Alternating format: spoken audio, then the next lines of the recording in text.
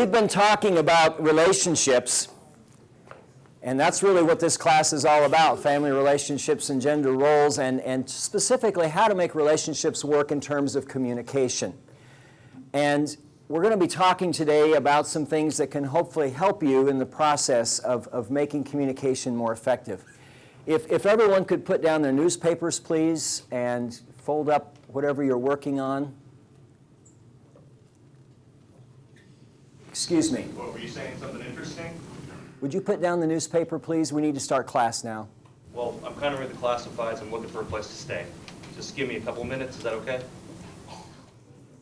I really would appreciate it if you would show some respect, okay? Well, it was a long weekend, and, you know, K-State didn't play well, and I had jet lag this weekend, so if you could just cut me a little bit of slack, that'd be fine. Okay, if you'll just put down the paper, we'll be okay. Otherwise, I'll need to ask you to leave the room, please, okay? I didn't know it was that big of a deal. Fine. All right.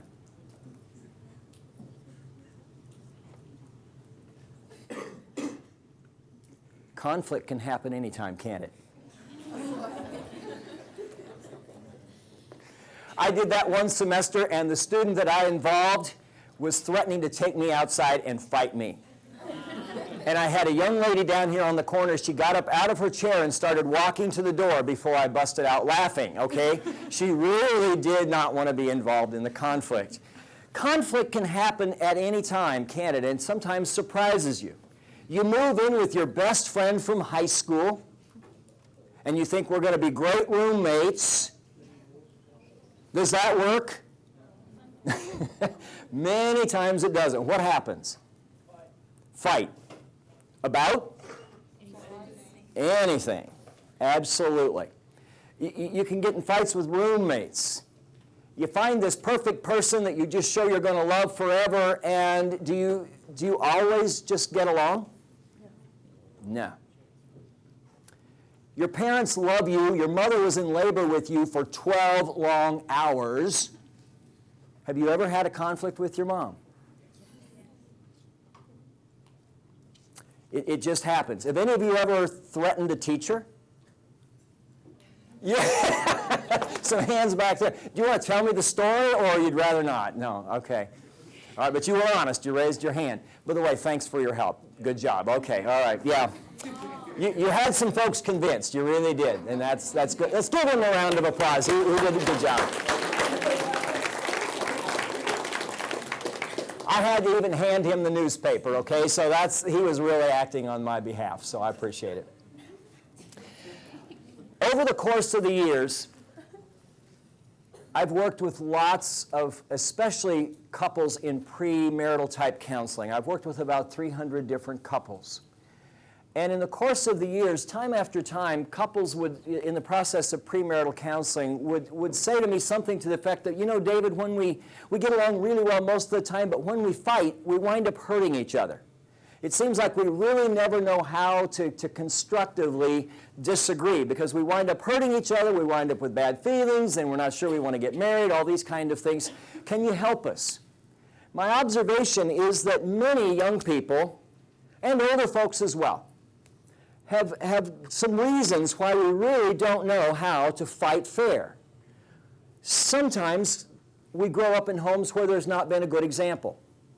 Maybe your parents either always avoided conflict, or at least avoided conflict in front of the children, or maybe they were a bad example, and you're kind of following what you saw. Maybe there was lots of unfairness, lots of fighting and anger and whatever, and we tend to sometimes repeat what we've learned at home. Other people may have truly never seen conflict. Maybe you grew up in the home of a single parent, and so you never saw adults working through conflict, and so you really don't have much of a role model. And there's maybe some other reasons as well why someone has grown up not really sure. But time after time, I have found myself taking out a piece of paper and a pen and starting to jot down a few things of, these are some ways that you can fight fair. Over the time, it began to kind of coalesce into a list that I have called David's Rules for Fighting Fair. I've shared these in all kinds of environments. I've shared them in large audiences and small. I've shared them in parenting classes and whatever else. But my most positive affirmation for David's Rules for Fighting Fair came about 2 years ago in this very class. A student caught me out here in the lobby before class, and she said, "David, I've got to tell you." She said, "Last Friday night, my boyfriend and I were down in Aggieville, and we were totally drunk." That was just the way she said it, totally drunk. And she said we were having this huge fight, and she said somewhere I could remember that we had talked about David's Rules for Fighting Fair in class. So she said we went back home to my apartment, we got online, and we looked up David's Rules for Fighting Fair, and she said even though we were drunk, we followed the rules and we worked it out. Now, isn't that cool? A few weeks ago, just at the beginning of the semester, I had a student email me. The student is now a graduate student in another university, emailed me, said, "My boyfriend and I are having some disagreements." And she said, "I know we covered David's Rules for Fighting Fair," but she said, "I threw away my class notes." She put parentheses, "I'm sorry." And she said, "Can you please send me David's Rules again?" So I decided that it would be important in continue to present David's Rules for future classes, and including this one, because I really think that it's one of those things that it's simple. Most of it is not my own. I've borrowed it from various sources. But if you can keep track of the notes, and better yet, put them into use, hopefully it'll help you to resolve conflicts. So if you've got a worksheet in front of you now. If you want to go with me, Ashley, would you drop the lights to about a number 3, please?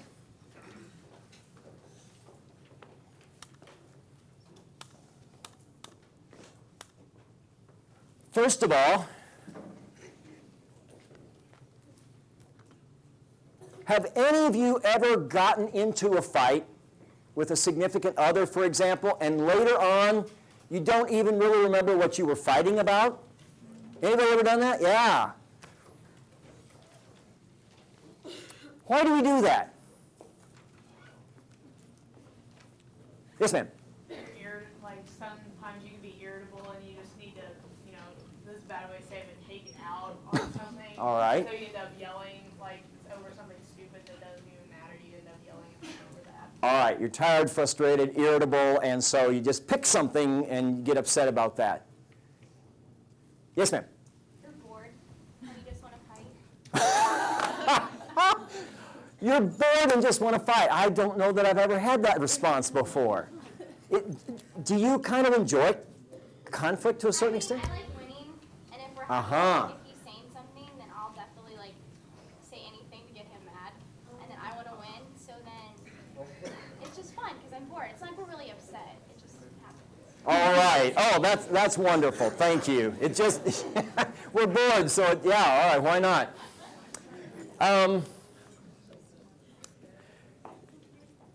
Someone just said this in different words, but you have to ask yourself, what are we really fighting about? Now, first of all, you have to, I would want to encourage you, help your partner to understand what we're fighting about. We've already talked about the fact that sometimes women sort of assume that guys can kind of read their minds, and that's not always the case.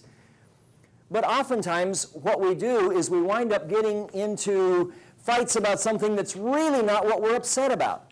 For example, let's suppose that he's late coming home from work and he's a little bit late from dinner. He walks through the door. It's not the first time recently he's been late, but you just explode, okay? Now, are you really fighting about the fact that he's a little late from work, or are you fighting about the fact that you were still really miffed that he forgot your birthday last week? And so you tried to be really big and not say anything about him forgetting your birthday, but it's just been seething underneath the surface, and here comes the first thing, and palui, it comes out. And so to help yourself and your partner to kind of identify, what is this about? And then hopefully you can decide, is it worth fighting about?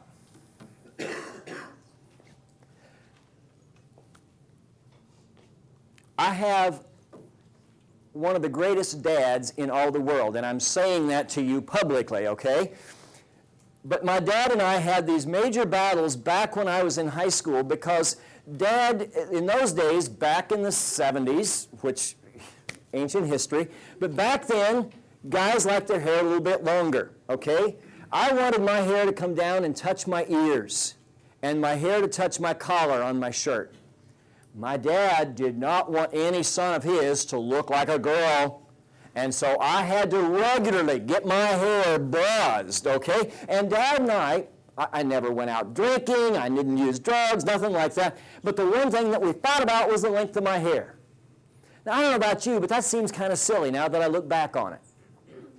And probably most of us have, at one time or another, have gotten into a fight over something that, frankly, later on just didn't amount to that much. You know, it just wasn't really worth fighting about. I've seen parents who push and prod their kids, and they try to get the child to do something or not do it.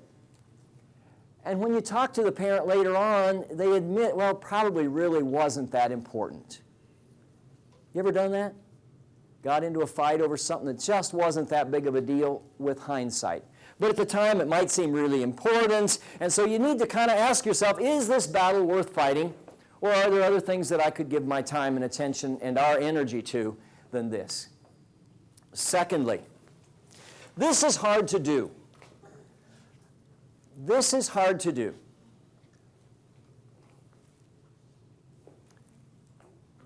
Speaking quietly and respectfully. We're going to talk a little later in class how respect is a major aspect of whether or not a relationship is likely to be successful in the long run, because when respect starts fading from the relationship, according to a lot of research, is starting to get into trouble. When you're upset, voices tend to start rising. And with the volume level tends to come the temper, right? Well, I don't even... Excuse me, my enemy back there at the back? Yeah, what's your name? I don't even know. My name's Morgan. Morgan. All right. Thank you, Morgan. You're not my enemy. Just for today. All right. Morgan and I were getting into it, and as we started, I could feel, even though I knew we were joking, that my voice was starting to rise a little bit, okay? And first thing you know, the voices would start to become more firm, et cetera, et cetera. The emotional content comes into it more and more. Most people react negatively and defensively when the voices start rising, when the tone becomes more shrill. We tend to react negatively and defensively because we start wanting to put up that wall of not being attacked. And so in order to really fight fair, try to, as much as possible, refrain from getting into attacks. Verbal attacks which are going to put down your partner, verbal attacks which are going to wind up probably hurting the other person. We're going to talk about that in just a moment. And it also allows both of you to process things more mentally rather than on an emotional level, because when it gets into a real hard emotional level and you're really in this battle together, things can escalate. Number 3, choose your words carefully.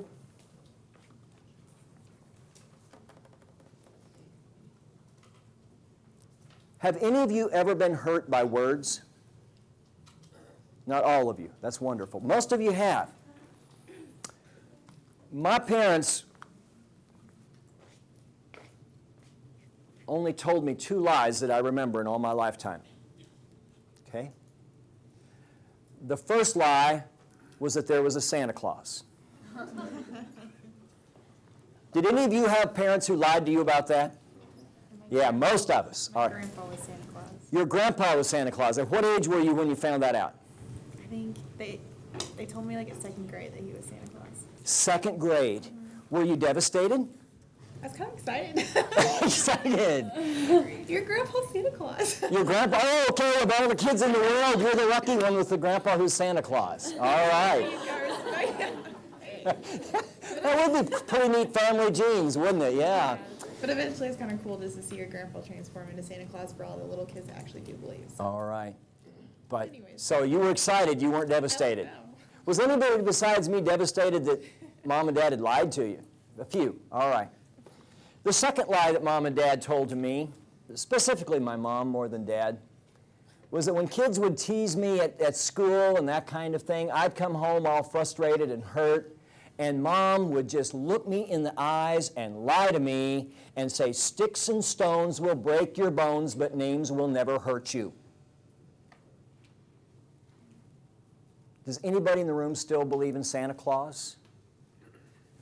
Sorry. Oh, my bad. All right. Does anybody still believe that sticks and stones can break your bones, but names will never hurt you? Does anybody still believe that? 1, 2. All right. Words can be very powerful, can't they?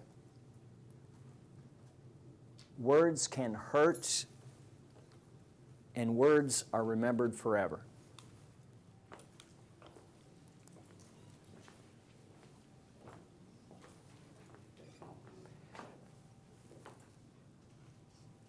I've had couples come to me before, and you know, the man or the woman, it doesn't matter, it happens both directions, will say, you know, we get along pretty good, but when we get into a fight, she just starts saying all these terrible things, and afterwards I'll say, why did you use all those terrible words at me and call me all those names and say all those things? She says, oh, I was just angry. As if that's supposed to somehow wipe it out or not make it hurt. But the reality is that words stick with us, and rarely do we ever forget words that have been said. Guys, you can bring your wife roses every day of the world, but all you have to do is tell her one time that she's fat or ugly. What is she going to remember? Okay? Ladies, the same thing in reverse. If your partner brings you, you know, whatever, and you're trying to be nice to them, but you say something, it's just going to blow it all right apart because we remember those hurtful words. Words are something that assume a life of their own, and when you're in an argument, when you're in a disagreement, when you're in a fight, the easiest thing in the world to do because you're trying to win is to level the other partner. And you're trying to do whatever it takes to win, but the reality is that those words are not easily or quickly forgotten, and they're going to stay there, and the other person's going to wonder, do they really think that about me? Yeah, they were upset, but there must be some truth in that, or they wouldn't say it.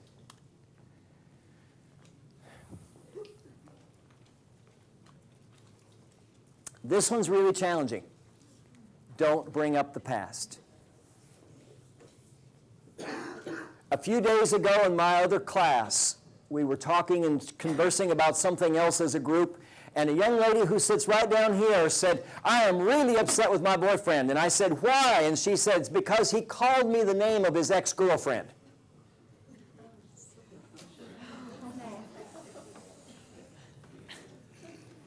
And she proceeded to go on. She had a microphone in front of her, in front of the whole class, and she said, I'm not going to let him forget that. And she was going on about how she's going to keep reminding him, and maybe someday she'll forgive him, but she's going to remind him of it for a long time to come. And I see some of you smiling like you know what she's talking about. How many of us in this room have ever done something that you regret? Wish you could undo it, redo it? I think that's most of us. In fact, to be honest, unless there's some perfect people in this world, all of us at one point or another have done something that we really regret having done. The reality is we can't change it. You can say you're sorry, you can try to make amends, but bottom line is you can never change it. Holding on to somebody's past is like sort of grabbing a hold of somebody who's got a wound, maybe they've got a cut on their thumb or something, and every time you get in a fight with them, in order to try to inflict some pain, you grab a hold of that sore thumb.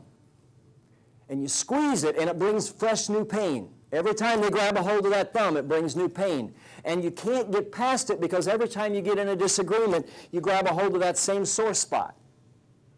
And because the other person can't change it, that is their Achilles heel. That's their weak spot, quote unquote, because they know that every time you hit them there, they can do nothing about it because you can't change the past. I know a young lady who got married. She knew before she married the guy that he had a little boy from a previous relationship. She said that was fine. They got married. But the first of every month, when he was writing out $400 checks for child support, she started resenting that real quick.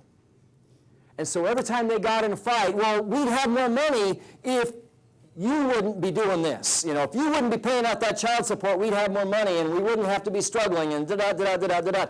And every single time they got in a disagreement, didn't matter what it was, it went back to something he could not change from his past. And within a year and a half, they were divorced. It's not surprising. Because you see, bringing up the past keeps the relationship there. You can't move forward as a couple when you continue choosing to hurt each other on the one thing you can't change. It's like making fun of somebody's nose. See, mine's way big. It's always been the source of everybody's attention, you know. It's just like, oh my goodness. I can't change it. You can tease me about it, you can wound me about it, but the reality is I can't change it. I'm stuck with it. We're all stuck with our past, and to bring it up to somebody over and over again to try to hurt them with it is not fighting fair. Yes, sir? I guess this might go without saying, but I mean, you're talking about the couple's kind of specific relational past, or like my wife is from a home where her father was really unreliable, and so like sometimes in the midst of our arguments, if I've failed in that arena, in our arguments, I had to learn that about her as to why she would react a certain way. And so in learning about her history, that helped me in that case. But I didn't understand if this is applicable to this. I mean, It's, okay, that's a really good point. And that's separate, but it runs kind of parallel, so let me bring that in. What he said in essence was that when he and his wife get into a disagreement, because of some experiences she had in her past growing up, how her dad was, right? He was unreliable, and so now she has issues trusting you. Is that basically it? Okay, so he's saying she's bringing up the past in essence because she's holding him kind of accountable for what her dad does. Does that make sense? Or what her dad did. And certainly that's true, and that's something that probably the two of you are, now that you're aware of it, that helps, doesn't it? Yeah. But before you became aware of that, you were probably wondering, where on earth is this coming from? yeah, I felt like the most incompetent husband. And it's really tough to build trust with somebody and be a competent husband when you're being held accountable for somebody else's mistakes. Yeah. And that, while that's separate, that's a really good point to make. And that's fair for all of us. If you're struggling with issues, and we've talked about that in this class, if you're struggling with issues from your own past, self-awareness is so important. It's also important to inform your partner, to say, you know, this is how I grew up. These are some things I've wrestled with. You know, my dad left when I was 3. My first boyfriend broke my heart by cheating on me with another girlfriend. My second boyfriend just skipped out without even saying goodbye. I have a little bit of a hard time trusting guys. That's understandable. And any guy who's worth pursuing is he's going to understand where you're coming from, and he's going to be sympathetic. At the same time, you have to be careful that you're not accusing the husband of being like dad, because until he has broken trust, you should try to generate the trust for him. Does that make sense? And it sounds like, you know, if it's really a problem for you two, that certainly some couple counseling would probably give you some skills to move beyond that. But self-awareness is probably 85% of it. You know, the fact that you're both aware of where you're coming from. But good point. Yes, sir? What happens, because I've been in that same situation, but the other person is in denial and they don't see that the past is affecting the present? If they're in denial. Because in the relationships that I've been in, the person will say, oh, I've already taken care of that. So it's like they're disregarding what has happened to them in the past and saying it's only affecting because it's you, but yet the trend is there. Okay. Good question. Anybody have an answer? We're all laughing nervously, Rich. I'm not sure all of us would know what to answer that, other than if the person's in self-denial, it's really tough for you to, you know, probably it's hard for you to shine a mirror on them to say, hey, look, see what's going on here. And I can see why that would be frustrating. Ashley, do you have any words of?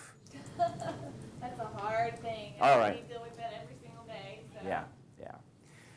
That's a growth area, is to come to a point where you're aware of your own frustrations and so forth. And such people are probably going to have some real relationship challenges. Yeah, you're not the only one in the room who's dealt with that, I'm sure. Okay, good question.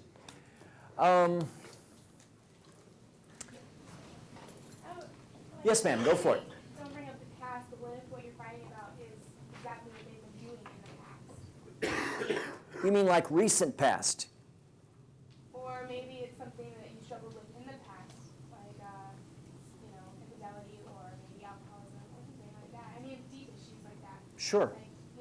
Like maybe they stopped doing it for so long and now it's happening again. You're going to bring up the past, right? Right. Yeah, and in that case, that's a little different. However, if he cheated on you once, it's past, you've forgiven him.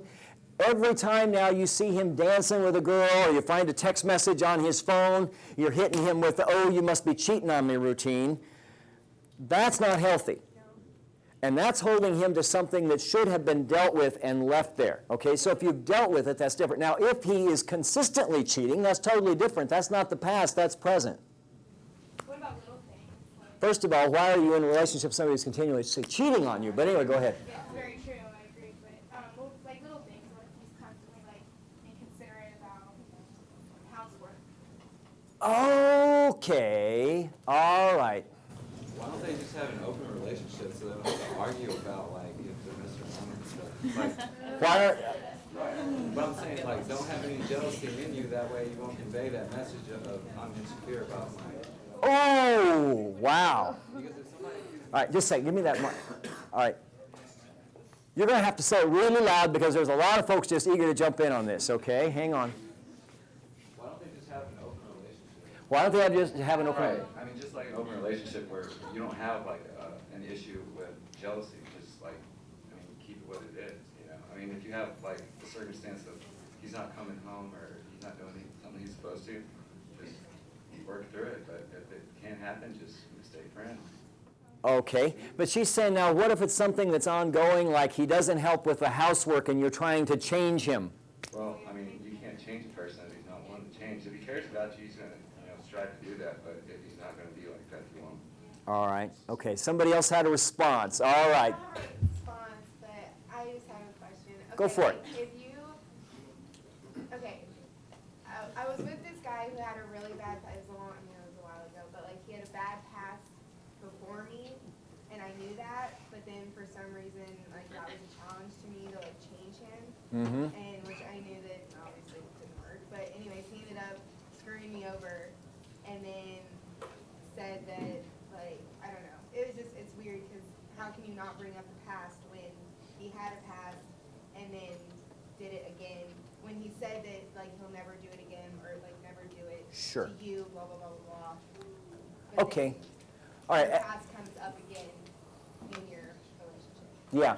Okay, I think maybe that's a really good question. I think maybe there's a little bit of a fine distinction we need to make here. If you are in a relationship with a guy and you know that his past has been iffy, okay, and you've got in your mind that this is an issue that we need to address, it's one thing to talk with him openly and honestly about it. What I'm talking about is if you're in an argument and every time if you see you're about to lose the argument, you say, well, if you would have just been more faithful to your last girlfriend, I'd trust you better. Well, what does that have to do with whose turn it is to do the dishes, you know? But you guys know what I'm talking about. People will do that sometimes. You bring in something that's unrelated. Why? Because you know you can grab a hold of that sore spot. But if you go into a relationship knowing that he's got these patterns or she's got these patterns, let me just tell you guys up front, straight and simple, getting into a relationship with somebody with the idea that you're going to change them, how many of you want to be somebody's self-improvement project? Raise your hands. One. Okay. Everybody else says you don't want somebody getting in a relationship with you that their ideas are going to change you and make you over. You know, extreme home makeover is fine for TV, but not for people. And so the past, don't kid yourselves. Past behavior can be an indication of what's going to happen in the future. If he's been arrested 3 times for drunk driving, don't totally believe that he may not do it again ever, ever, ever. But what I'm talking about is so many times, and I've seen it happen, where couples will start out, they're fighting over the fact that, you know, they don't have enough money, or maybe one of them just overspent the checking account, and they're fighting about money, and all of a sudden the other one brings up, and furthermore, I want you to know I didn't appreciate you dancing with Jennifer Friday night. Where did that come from, you know? Well, we're going back to a touchy thing from the past. Why? Because I suspect that I'm about to lose an argument, and so I'm going to grab a hold of something that I know that every single time I can beat him or her down with. And that's what I mean by don't bring up the past, because if you've worked through it, and hopefully you have, then it needs to be left there. If you haven't worked through it, then talk through it. Don't fight through it, because fighting through it is rarely going to be effective in terms of resolving differences for the long haul. You had a hand? Okay. We need to move on. Number 5. Common tendency is to try to fix the blame, to figure out who's at fault. Going back to the example of the checking account. You should have made the deposit. Well, you shouldn't have written the check. Okay? And you can fight back and forth over whose fault it was that the account is overdrawn, and you've now got $35 worth of fees at the bank and another $30 at the merchant's, and it was only a check for $12 to begin with that bounced. You all know what I'm talking about. And what you find is that many times couples will get into it figuring out, fighting over whose fault it was. Does it really matter? The fact is, you now have a problem in front of you that can either divide you or draw you together. You can either decide, okay, we've got a problem here, we need to solve it, or let's butt heads over it for a while because we're bored and have nothing else to do. Okay?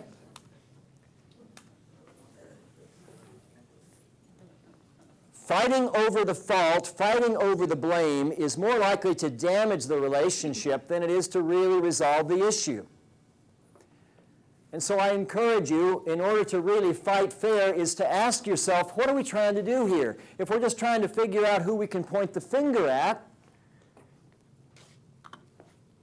doesn't that seem kind of backwards? If you really care about this person, why would you want to be accusing them? Why would you want to be pointing a finger? Why would you want to be making them to feel bad?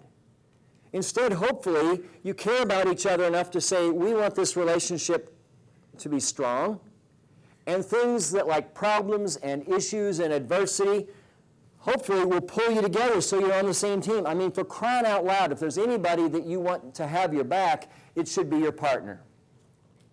But when things arise that cause you to divide and attack each other, in the long run, it's not going to be healthy. It's not a healthy pattern for a relationship. Now, several times here this afternoon, someone has brought up winning a fight. How many of you like to win? Everybody in the room, I think. How many of you want to be a loser? Okay. How many of you want to marry a loser? Dad, Mom, I'd like you to meet Bill. He's a loser. Went to K-State for 4 years. This is the biggest loser I could find, Mom and Dad.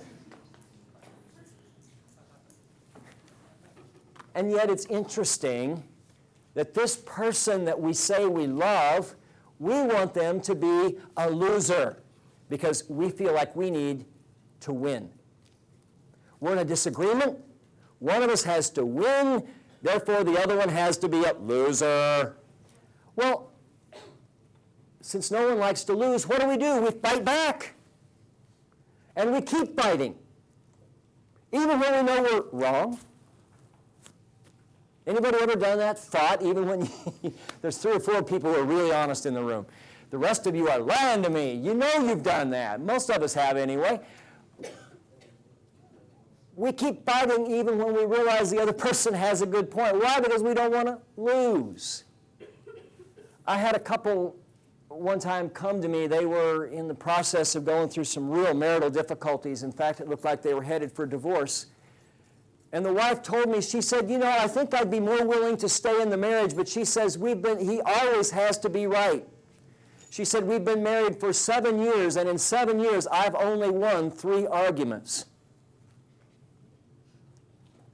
Now, guys, I tell you what, mentally, right then and there, I knew that this marriage probably didn't have a lot of hope. Why?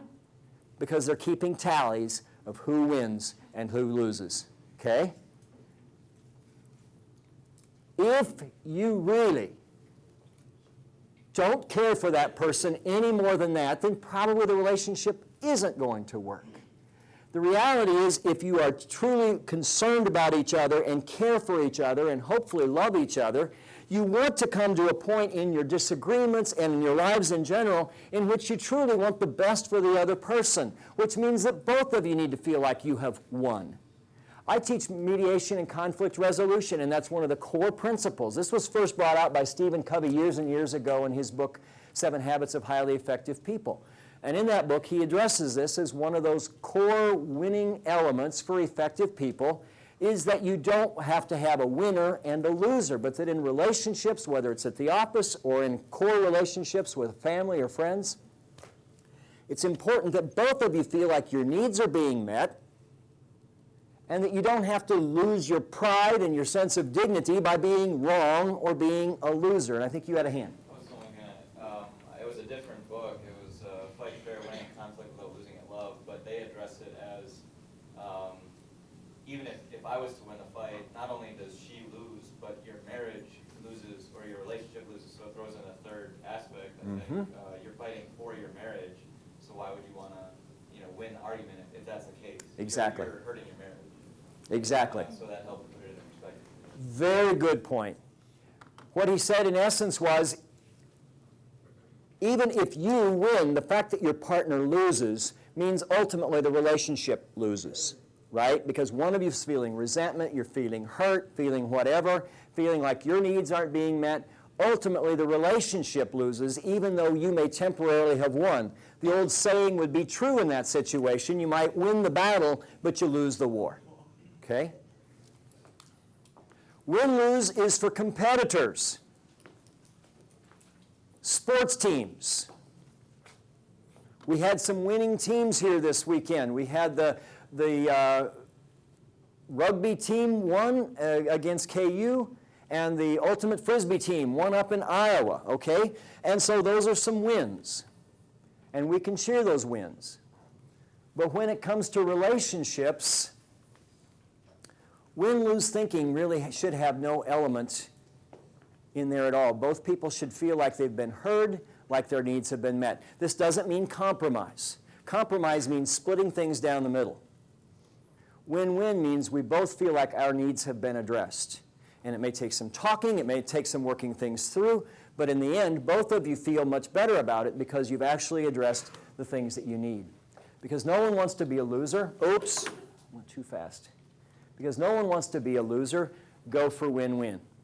It'll make your conversations and your disagreements much more fair and hopefully much more productive in terms of building the relationship rather than defeating it. Number 7, never threaten. Either emotionally or physically. Once a threat is made, the relationship changes. Once that husband says to his wife, you either do it my way or I'm out of here, that becomes emotional blackmail. Do it my way or I'm gone. Okay? It's called the principle of least interest. I think we've talked about this, but I want to refresh our minds if we haven't. The principle of least interest says the person who cares the least is the one who's going to threaten first to break up the relationship. You do it my way or I'm gone. Well, if that's the way you want it, fine. I'm out of here. Or if you don't want to stick around, that's fine. You can leave. This is the person who cares the least. They have the most power. Because at this point, if the other person who really wants the relationship to work is going to say, okay, whatever you want, I'll be glad to do it. Just don't leave. We'll make this thing work. I'll bend over backwards. I'll give in to you. I'll do things your way.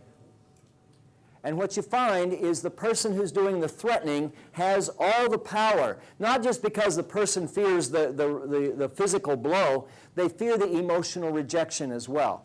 And so threatening is called emotional blackmail, where it's you either do things my way or I'm going to pull the plug. You either do my things my way or I'm going to hit you, I'm going to hurt you, I'm going to ruin you, I'm going to do whatever. And that's not fighting fair. Once the threat is out, once the D word for divorce comes across your lips, you can't ever take it back. And from then on, your partner is always going to be living with that in the back of their mind. Oops, he or she may carry this out. All right. Something else I encourage couples to do is to allow for timeouts.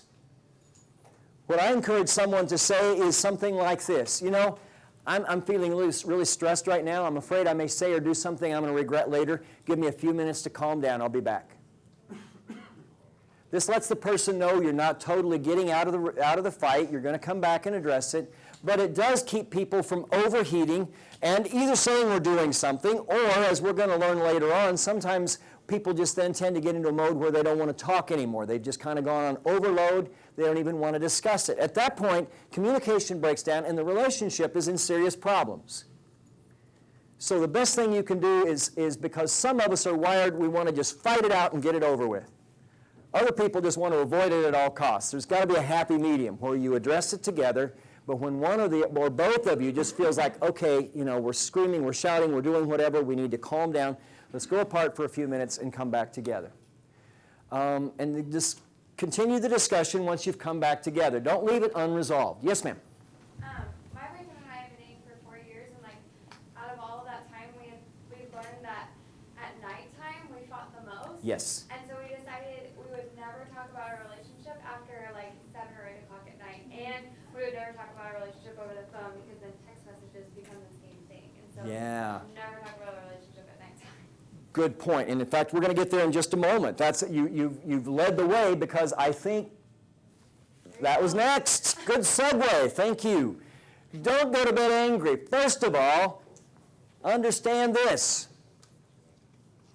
I not only happen to be very happily married, but I also teach human sexuality. And guess what? I don't think bed is a place for fighting. I think there's other things that are a whole lot more fun.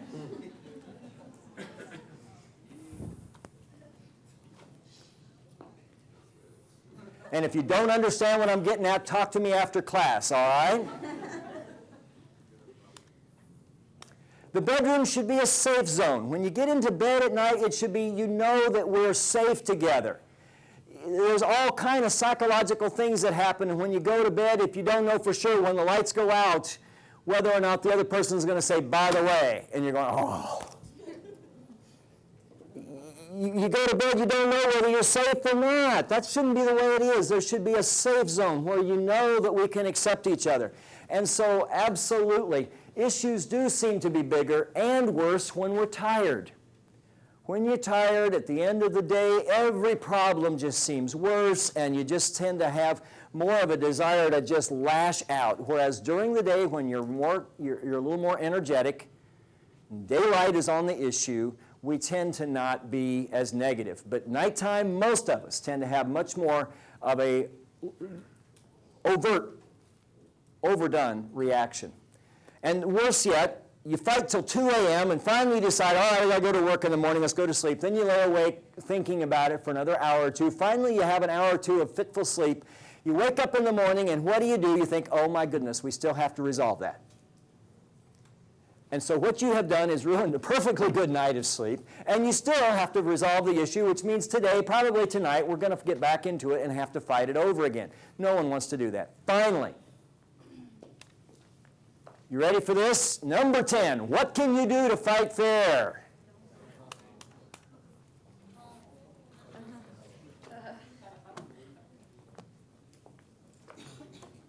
Does anybody know anybody who's ever gotten in a fight and told, like, your sorority sisters or your parents?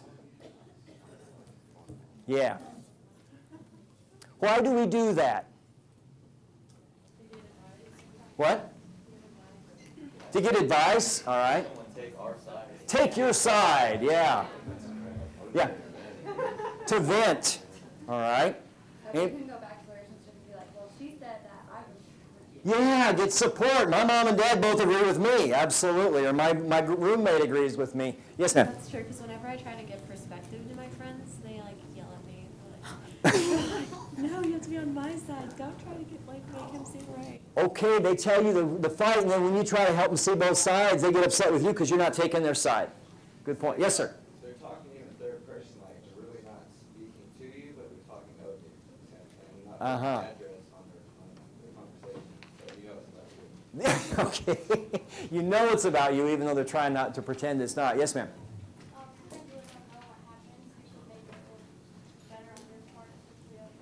Absolutely. You can make yourself sound like St. Josephine, can't you? Because they don't know what happened and what you said and what you did. Absolutely. What's the downside of that?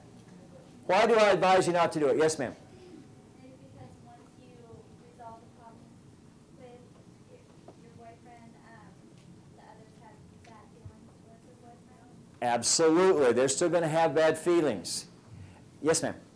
Once you vent out to them, you might not, like, it might be off your chest and you don't bring it up to your spouse or whatever. Yeah. You get it off your chest to your friends, and then the next day he brings you a dozen roses, and you just don't even mention that. All right? Yeah. So you never go back and you never correct it. So the lingering memory is what a jerk she is, or what a jerk he is, right? And especially when it comes to in-laws. Okay? Generally it's women, not always, guys sometimes do it, but generally it's women who call and they use conversation to generate sympathy. We've talked about that. And so what they do is they call home and tell mom and dad, who now are getting this horrible impression of the husband. And next time he comes home, even though he and his wife have long since made it up and the relationship is better than ever, they come home, they're facing the whole family who have been talking and gossiping about it for weeks. And there's just this little bit of a chill in the room when you walk in the door, okay? If you're going to fight fair, keep it between the two of you. Yes, ma'am? I think you could go the other way and make you all worked up. Like, if you call someone and vent, they get all excited trying to, like, make you feel better. And they're like, yeah, he's terrible. It's terrible. And you get all worked up about it, and it's really not that big a deal. Good point. Because your mom loves you with all of her heart, and your dad too, and so they're going to take your side and pump you up, and, well, I'm going to break up with him. He's a jerk, and maybe you missed out on something because it was a small issue after all. Good point. Anybody else? All right. 10 very simple things you can do to keep in mind to help you hopefully to remember that relationships and disagreements are intertwined. How you disagree is going to impact the overall health and growth of your relationship. So I'd encourage you to keep some of these things in mind, and next time you get in this terrible fight and you're stone drunk, stagger home, get on your computer, look up David's rules. Any other questions or comments? Yes, sir. But just one thing I've found from Just a second. one thing I've found from experience is that you know, and I've heard this a lot in here today, is that most arguments in relationships kind of get started with trying to change the behavior of your partner or the other person. That's what you want. That's what you desire. Right. Well, the big paradox is, what I've found is, if you change your behavior to suit what you're trying to achieve in your own spouses or your partner's behavior, all of a sudden something rubs off there, and then you kind of find this middle ground. So become the change you want to make in the world. Well, that is, I mean, you spend all this energy trying to change someone else, and it's totally a futile venture. Yeah. But if you change yourself and exemplify that in front of your partner, then all of a sudden the light goes on. Yeah. Or maybe not all of a sudden, but over time, hopefully the light will go on. Yeah. All right. Thank you, guys. Have a great week.